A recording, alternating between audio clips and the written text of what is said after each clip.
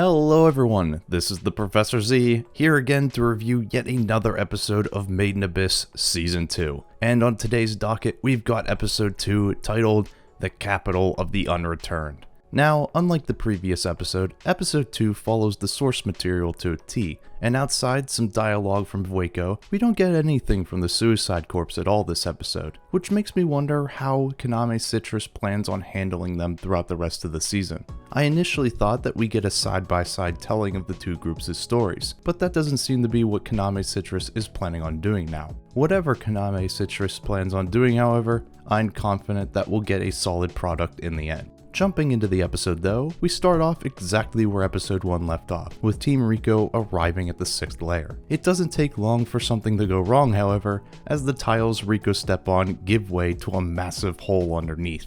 She is, however, quickly caught by Reg. We learn that the surrounding formations are what seem to be buildings made of some form of crystal, though the identity of these structures and their origins is still unclear. Now, the opener. I really enjoy it. Both the song and the animations go really well together. The song has a slow build at the beginning that allows for a recap of Rico's adventures up until this point, while also showing a comparison between Vueko's and Rico's experiences. It doesn't stay slow, however, as it breaks into a faster pace, where we get some images of future events without spoiling too much. So overall, the song and the animations are both fantastic, and the combination of which make a phenomenal opener.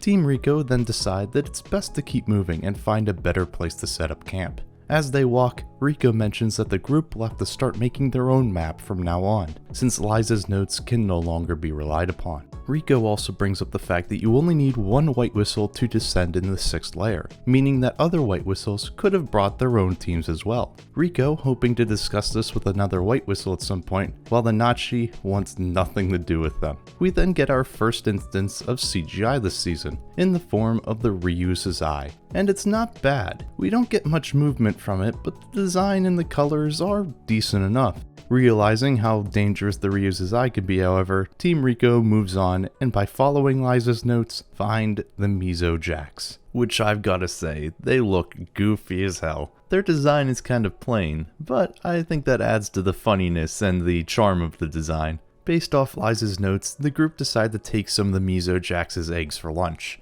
However, after grabbing the eggs, the group is sent running by the raining debris sent out by the nearby geothermal vents. After escaping a miniature meteor shower, the group sits down to boil the eggs they had acquired. However, despite being boiled, the contents of the eggs are still moving. They're not so much alive as it's more just natural muscle movement, kinda like a squid does in real life. After Reg tries one, despite the movement, Rico, to Nanachi's horror, coats the meat with a Delver's bar, pretty much a specialized protein bar, and grills the meat. The end result is apparently really good. The taste actually reminds Rico of something she had eaten a while back in North.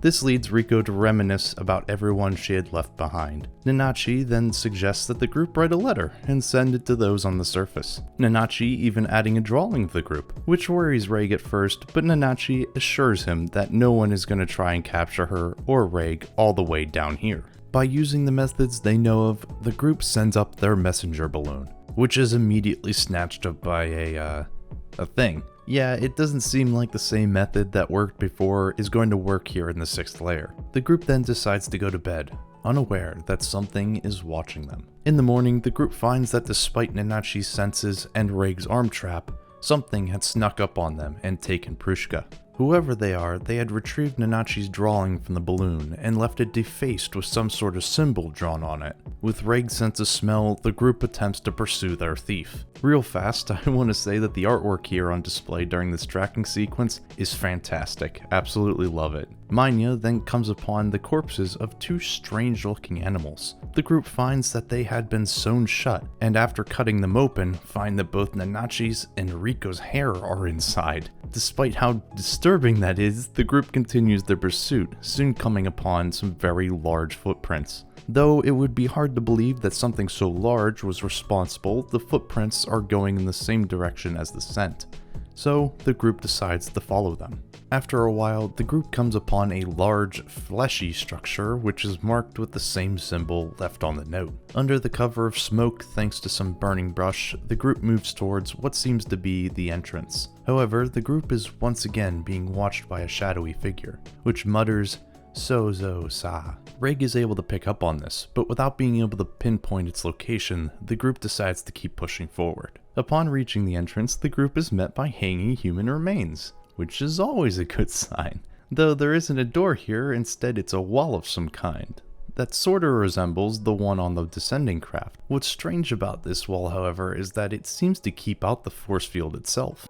Reg then bravely steps forward to enter first, only to be outdone by Manya. Congrats, Reg, you've been outdone by a cream puff with the legs. Upon entering, the group is met with even more hanging body parts, and after walking for a while, the group finds themselves inside some sort of strange village, flanked on all sides by bizarre creatures. One of these creatures then steps forward, speaking a bizarre language, but after realizing that Rico's group are Delvers, it switches to English, or Japanese if you want to be specific.